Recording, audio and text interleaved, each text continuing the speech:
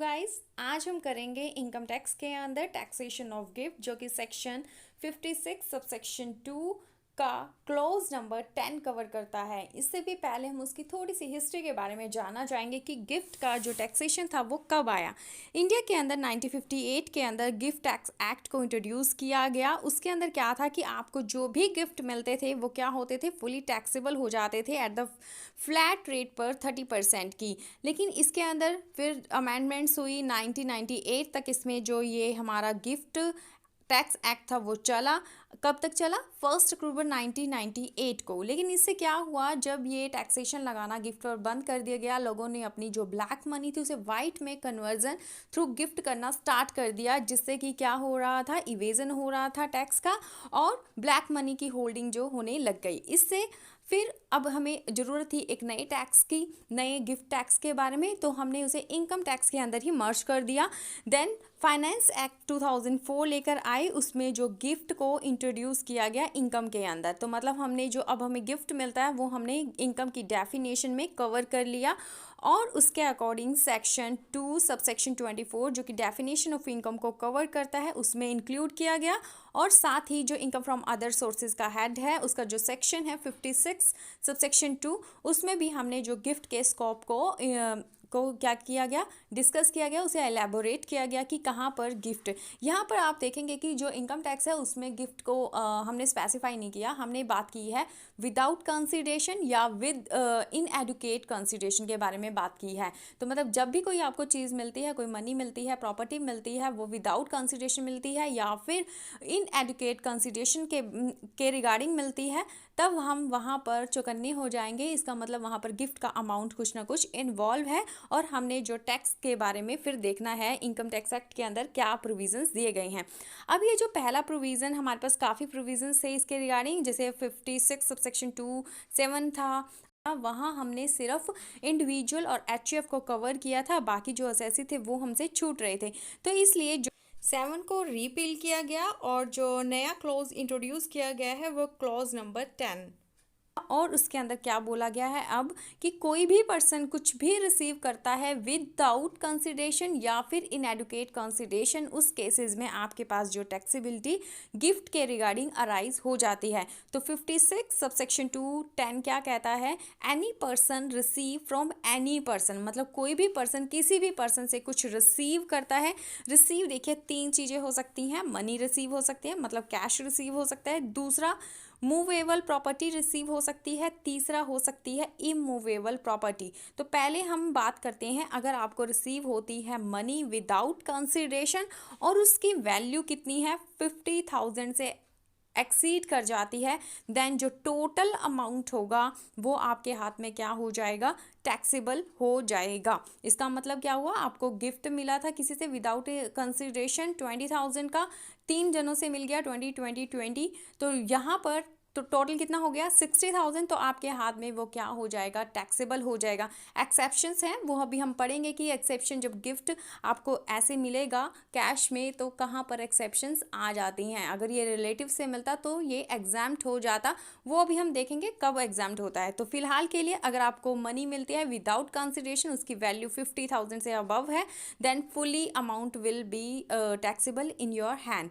Then आता है second, movable property के बारे में। मूवेबल प्रॉपर्टी के बारे में क्या बोला गया है कि 2 तरीके से आप इसको देखेंगे, कैसे, एक तो विदाउट कंसिडरेशन आपको मिलती है ये प्रॉपर्टी या फिर इनएडुकेट कंसिडरेशन के रिगार्डिंग मिल जाती है। तो अगर विदाउट कंसिडरेशन मिलता है, मान लीजिए आपको ज्वेलरी मिली है किसी से, अब आप देखेंगे क्या, इसकी FMV फेयर मार्केट वैल्यू देखेंगे। फेयर मार्केट वैल्यू अगर 50,000 से ज़्यादा हो जाती है तो जो भी प्रीवियस ईयर में आपको एग्रीगेट वैल्यू जो कि 50,000 से ऊपर है, तो आपने ये चेक कर लिया पहले कि 50 से ऊपर है, yes it is more than 50,000, then full amount will be taxable in your hand. Example के लिए जो ज्वेलरी की मार्केट वैल्यू थी, फेयर मार्केट वैल्यू 80,000 है, तो in that case 80,000 will be chargeable under income from other sources section 56 subsection 2 clause number 10।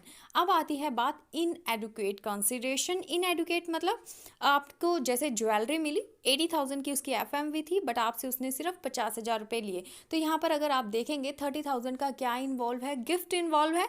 तो आपने क्या करना है, जो ये डिफरेंस है उसे चेक करेंगे, क्या ये डिफरेंट 50,000 से अबव है या नहीं। अगर ये 50,000 से अबव हो जाता है, 1 रुपया भी ऊपर हो गया, then the difference will be taxable as a income from other sources, मतलब गिफ्ट की तरह उसे हम ट्रीट करके आपको टैक्स लगा देंगे। तो यहाँ पर 2 केसेस हो गए, विदाउट कंसिडरेशन एफएमवी देखनी है 50,000 से ऊपर है या नहीं, इनएडुकेट कंसिडरेशन है, देन एफएमवी माइनस कंसिडरेशन, वो डिफरेंस को आपने चेक करना है कि क्या वो 50,000 से ज़्यादा है या नहीं। तो डिफरेंस क्या हो जाएगा, टैक्सेबल हो जाएगा अगर वो 50,000 से ज़्यादा होगा। अब आती है बात इमूवेबल प्रॉपर्टी की। इमूवेबल प्रॉपर्टी में क्या होगा, फिर से वही, जैसे लैंड मिली है, बिल्डिंग मिली है आपको, तो इमूवेबल प्रॉपर्टी है।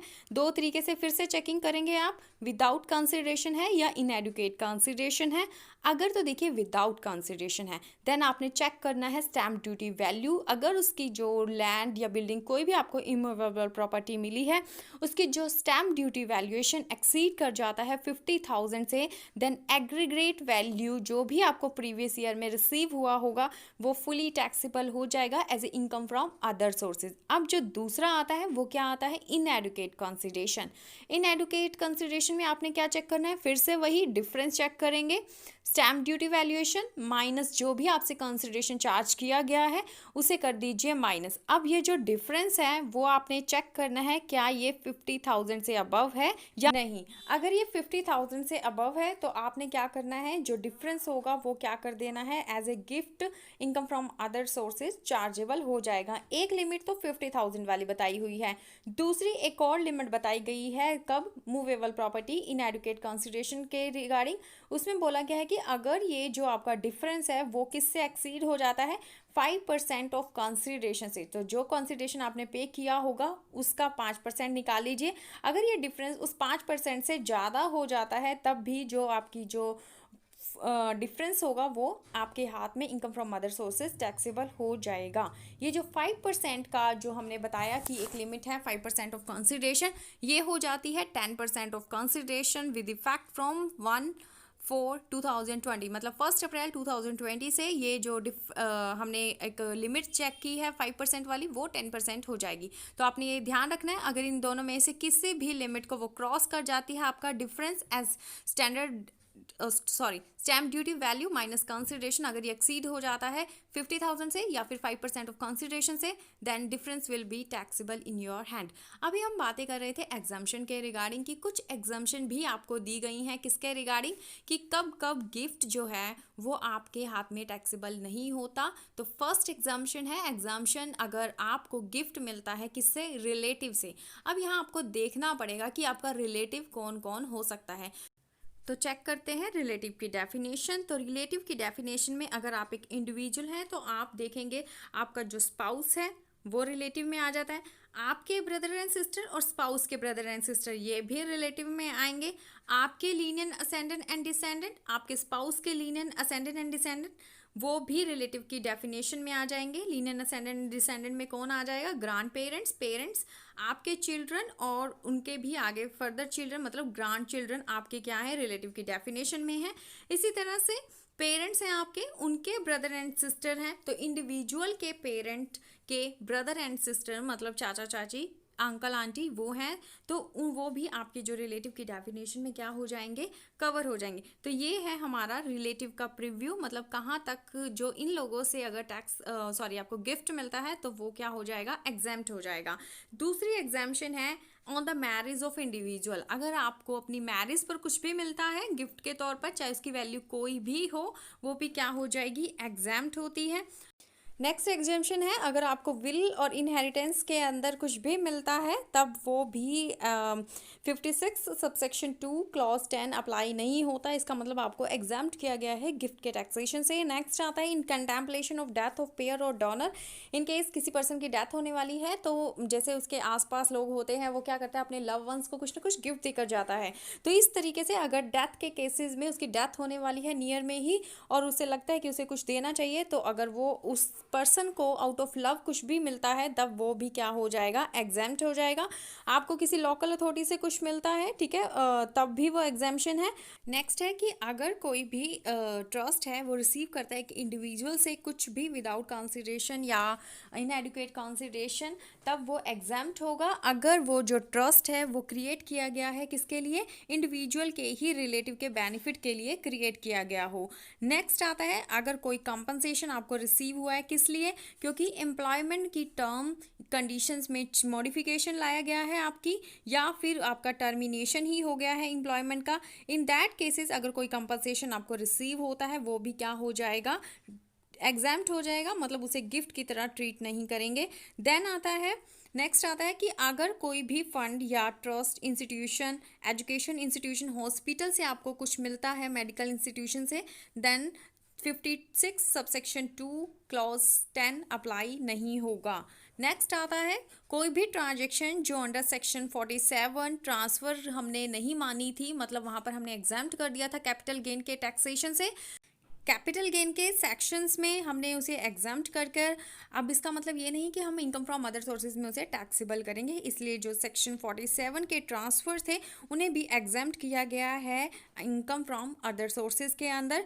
देन आता है कि कोई भी अगर fund, foundation, university, education institutions, medical institution जो कि सेक्शन 10 सब सेक्शन उसका जो क्लोज है 23C में रजिस्टर्ड है, उनसे अगर आपको कुछ भी अमाउंट मिलता है वो भी क्या हो जाएगा, एग्जाम्प्ट।